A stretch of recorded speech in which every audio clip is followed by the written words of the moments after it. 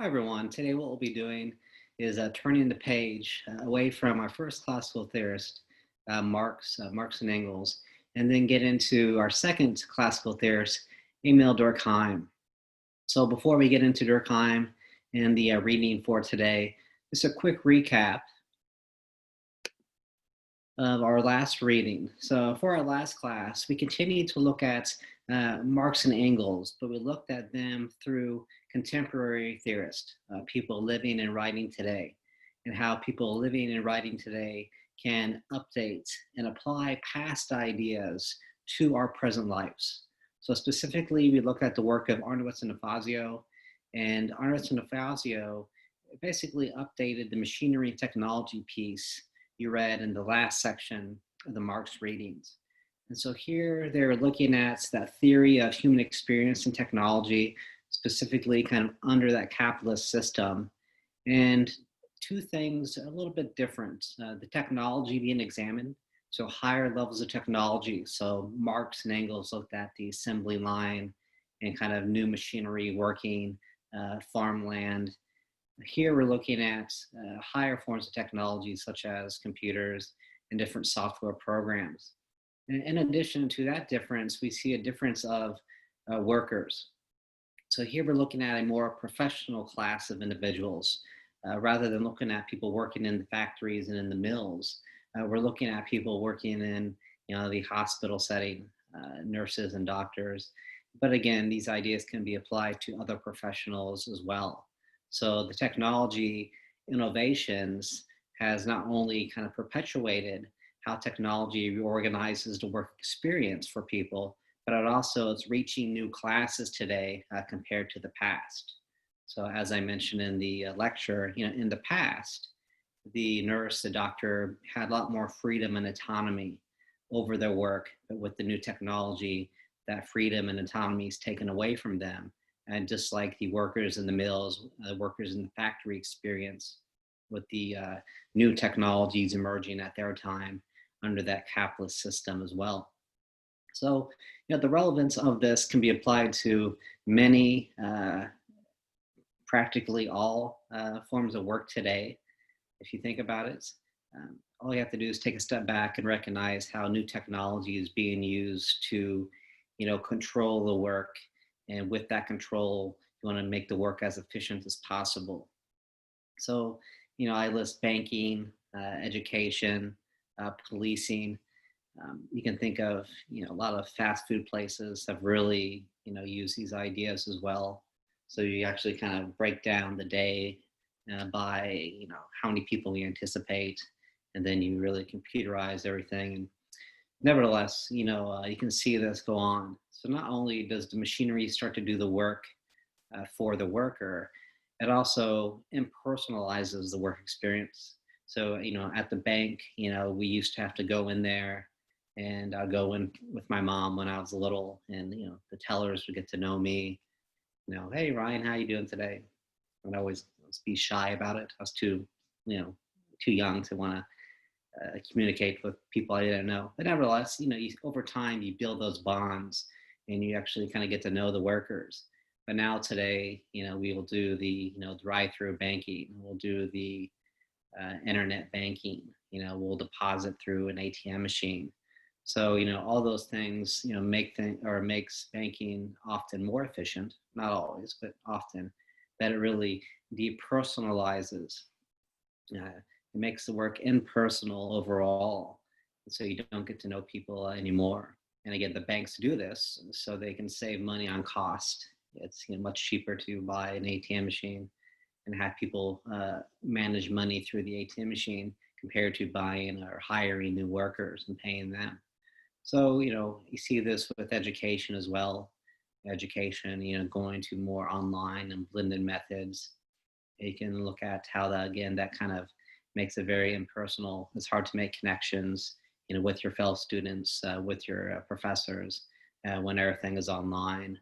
And then again, the policing is another factor we could look at, how new technology kind of takes over the policing, whether it be, again, different software programs that kind of crunches the numbers and makes predictions about where you should be and when you should be there.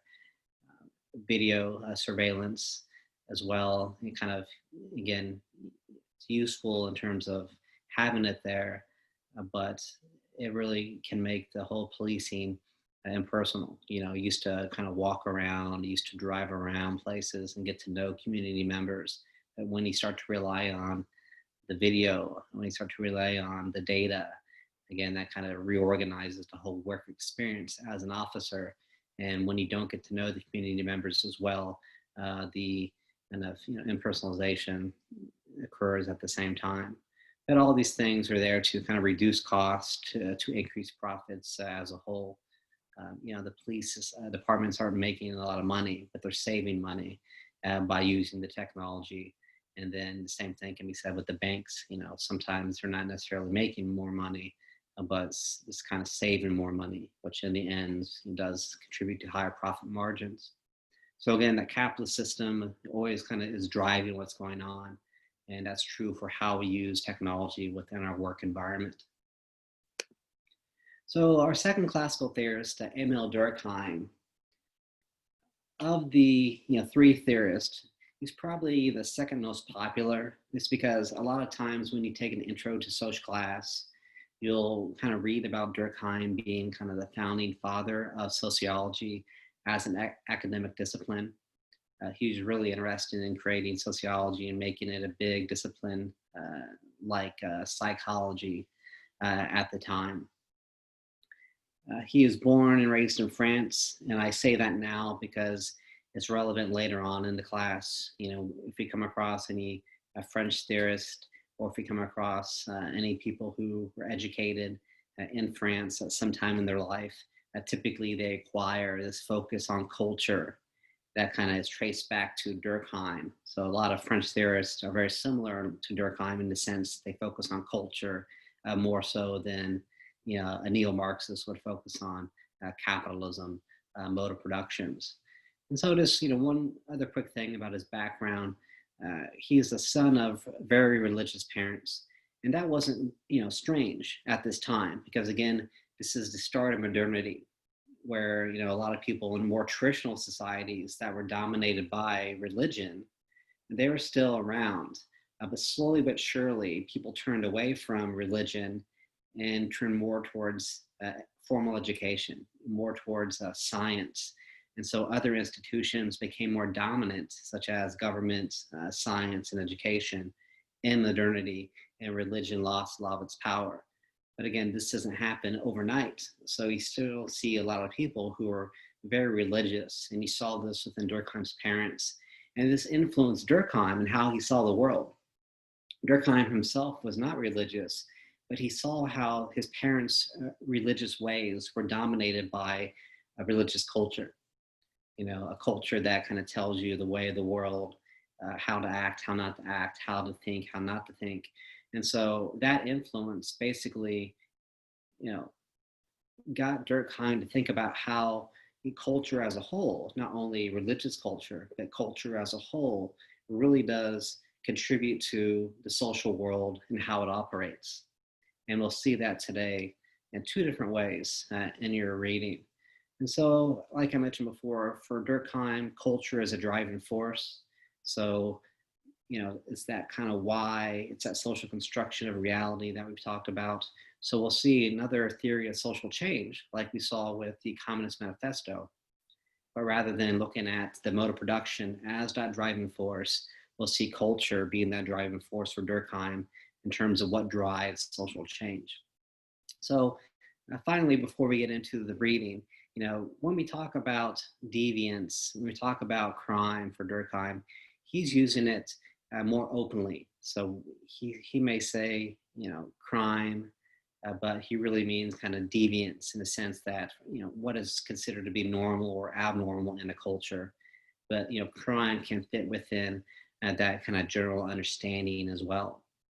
And he says deviance / crime is often functional for society. So it's an interesting argument because typically, we're taught to believe that crime is dysfunctional only. Deviance is bad for society. But here, we get away from that point of view, and we start to say that you can't get rid of it even if you tried. but also you don't want to get rid of it because it is functional for society in two different ways. It creates a social order and it helps create social change. So that's what we'll be looking at in the reading for today. So I always say, this is a small reading, only a few pages, but there's a lot going on. We can look at the first half of the reading as a theory of social order. The question is, how does order emerge? How do we get a functional society compared to disorder and dysfunction? So we'll try to get at that here. And then the second theory we'll look at, kind of the second half of the reading, is that about social change. So overall, we can say the general type of theory is a theory of social order, and he's trying to explain the role of crime. And again, I say crime because he really means kind of crime and deviance in creating social order. So how does crime, how does deviance help contribute to order being established? So getting into the how, he first says crime is a social fact. And by that, crime is something that exists everywhere throughout time. It may change in its form from one time to another, from one place to another, but crime will always exist. And that's kind of what he means by crime is a social fact. You can't get rid of it because you kind of stop one form of crime, then a different crime is going to emerge in its place. You change some cultural norms, new forms of deviance will emerge as a result. So we can't get rid of it. It's always going to be part of society. And these ideas of what is normal, what is criminal, exist outside of us. So we're not born with these ideas of what is lawful, what is not, what is normal, what is not. We learn ideas of deviance and crime through socialization. So outside of us, it's part of a culture. So we're born into a society, and we're born into a society's culture. And over time, we're exposed and re-exposed to those cultural ways. So over time, we make that external culture that basically lays out, the rules of the game, what is right,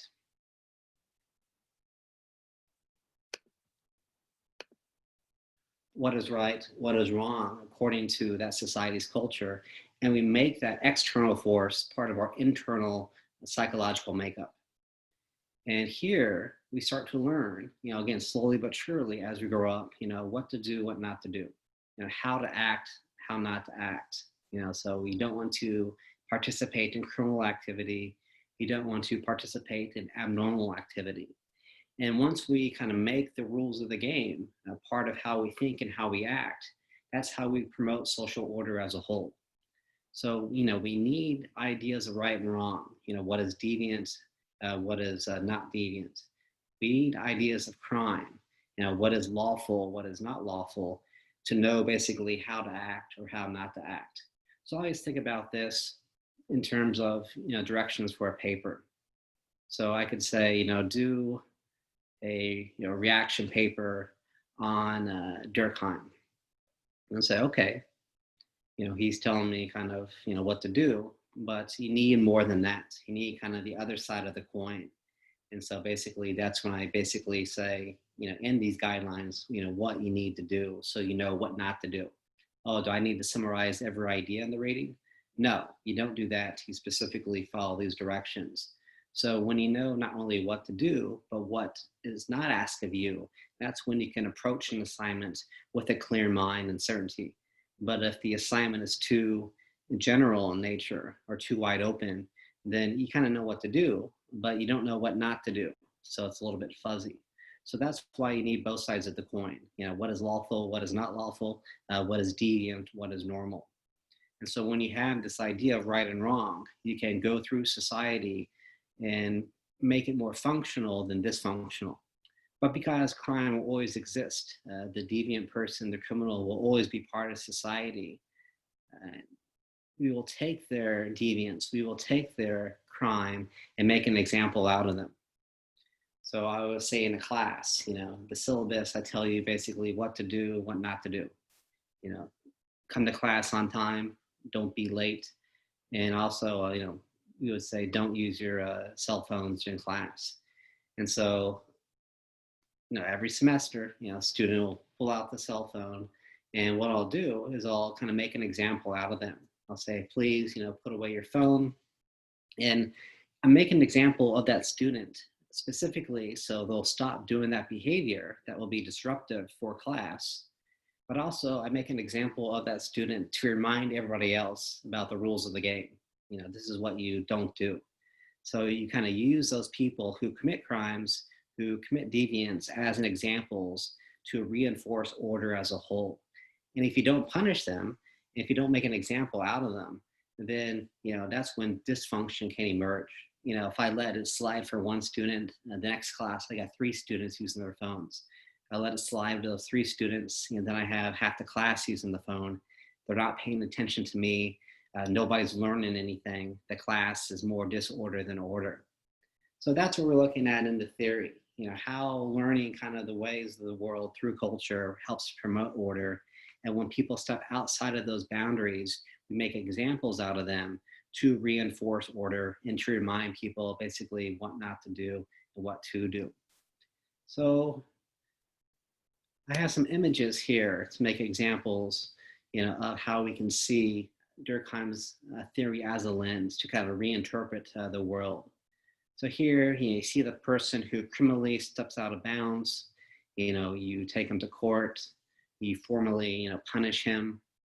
And then again, you're not only punishing the deviant, you're reminding other people that this is something you don't do.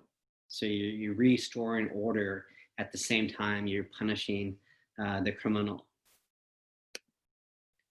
And, here in the classroom setting, where some kid who's not behaving has to write on the chalkboard, I will be good, multiple times. Again, the idea is that the kid probably is going to act up again. Maybe he'll learn his lesson and be a proper student. But more likely than not, if you had to go to detention once, you probably went a few times, myself included. But the idea of giving me detention or making this kid write, I will be good on the chalkboard is just as a reminder for the other students in class that, don't act like this, otherwise you're going to get in trouble. As the intentions for this person to learn, for the person to be, corrected through the punishment. And so finally, we can apply this to sports as well. So you kind of need, the rules of the game, what to do, what not to do for the game to function properly. So, if somebody threw a ball on the field and said, try to score goals with it, can I use my hands? And can I use my feet? Can I dribble it? You need rules to create order. So this is what you do, this is what you don't do. But also you need the referee to do their job by punishing any type of infraction. And usually when a game gets out of hand, where in baseball, for example, the pitcher is throwing their pitches, at the batter intentionally trying to hit them. Or in football or hockey, when the games are getting kind of overly violent. And so I remember I was watching a women's hockey game, I think it was US versus Canada a few years back, and the game got out of control. I mean, just towards the end of the game is this fights breaking out. And the blame wasn't necessarily put on the players, but the blame is more put on the referees. If the referees would have started kicking people out or started handing out penalties earlier in the game, then we wouldn't have got to this point where the game is chaos. So again, you can see sports through that Durkheimian lens, just as you can see, punishing the student through a detention, or punishing the criminal through going to court and providing a sentence for the crime. So now we can look at the second half of the reading as a theory of social change. So crime, again, is functional for society because it promotes progress. So how do we move forward? How do we create more equality for society? How do we create progress? And this is what we're going to unpack here. So deviance produces slow cultural change. So just like Marx and Engels believed, change doesn't happen overnight. Slow change occurs and it's kind of back and forth. And Durkheim believed the same thing. but he kind of focused more on culture being that driving force than a mode of production. So deviance, somebody acting out of bounds, somebody doing something that is culturally abnormal or something that could be illegal in terms of being against the law. These actions sometimes can produce slow cultural change by introducing new ways of thinking to people. And when you start to get people to think a little bit differently, two things happen. They can start to see a new future and perhaps embrace that new future. And they're also going to be prepared for when the change ultimately occurs. So even perhaps if you don't agree with that new direction, that new future, at least you're prepared for it and kind of slowly but surely kind of getting prepared for it rather than if it happens all at once. Then it catches you off guard and you're unprepared. And again, kind of chaos ensues. Rather than if you see the writing on the wall, the change is going to happen, then you're more prepared for it. It's not as chaotic. And so we'll come up with some examples to capture this in a minute. But basically, we need the deviant, we need the criminal to often get us to see things differently, envision a different future. And when we start to see things differently, we start to prepare ourselves for potentially different futures. So we're not caught off guard when the change ultimately occurs. So again, that driving force goes back to culture. The cultural change prepares people to change, basically. It prepares us to think differently, thus we can act differently, but it also prepares people for the change as a whole. Society can move forward smoothly as possible, but not totally smooth because people always kind of disagree. But nevertheless, the change slowly but surely does emerge. So here, we can break it down again through different images. If you read Gardner's introduction, she touches on Rosa Parks being an example here. She was deviant in the sense that she broke a cultural norm, but also she was criminal in the sense that she did something against the law, against laws of segregation at the time. And we needed people like her to kind of get out there to think differently about segregation. This individual was just trying to, get home, after a day's work. I can relate to that. You get tired at the end of the day, you just want to get home. And, what's wrong with her sitting in one seat or another? Why do we have these rules? And so you need people to push the boundaries to get people to start to think differently about it. If everybody kind of stays in place and nobody tries to push the boundaries, then the boundaries are never going to be challenged to begin with.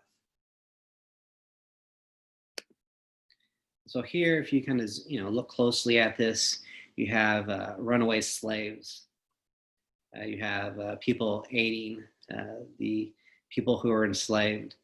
And, with this, again, you see people being deviant, people being criminals, but you needed the people who were enslaved to, fight the system to try to get out of it. You needed people to aid those who were enslaved to, again, fight the system to help the enslaved get out of it.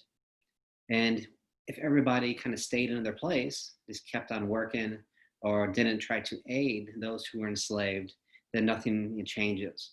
But we need the people to push the boundaries, and when those boundaries are pushed, more people kind of fall in line. Yeah, I wish I could help these people out. Yes, I want to kind of change the system, and then ultimately the system changes as a whole. So a different way of explaining it compared to how Marx would.